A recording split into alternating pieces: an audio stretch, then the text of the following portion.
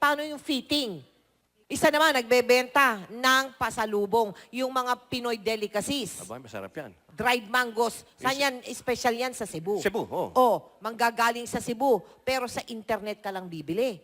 Biruin mo yan. Pwede na yun. Uy, Galing masarap eh. yan. Panoorin natin ha. Yung ilan po sa mga online business na ito na nag-click. Aber?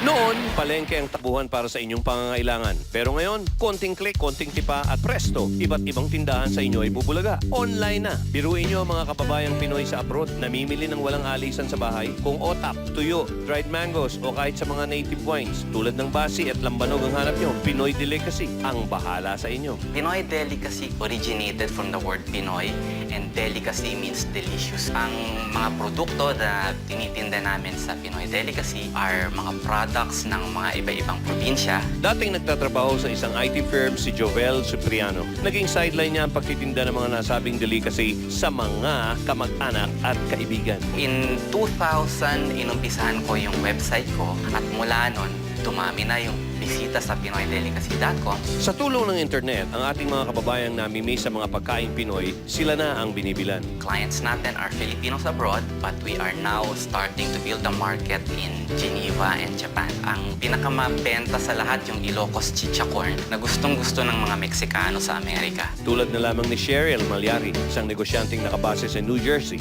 Nag-crave ka niyan eh. Yung alam mo yung flavor ng Filipino. So, you cannot find it in the States talaga. So, nag-search ako sa internet and nakita ko yung Pinoy Delicacy. Malaking bagay sa kanya ang convenience na binibigay ng Pinoy Delicacy. May mga Filipino stores sa States, pero hindi siya ganun karami. Hindi naman lahat ng tao nakatira dun sa near sa store na yon. It's convenient na through internet. At dahil sa kahusayang ito, ang Pinoy Delicacy ay pinarangalan bilang isa sa pinakamahusay sa kanyang larangan. We were recognized by a lot of entities like APEC, #1 e-commerce portal for Filipino delicacies. Kaya naman para sa mga kababayang nasa ibang bansa, ang inyong mga paboritong Pinoy products are just one click away.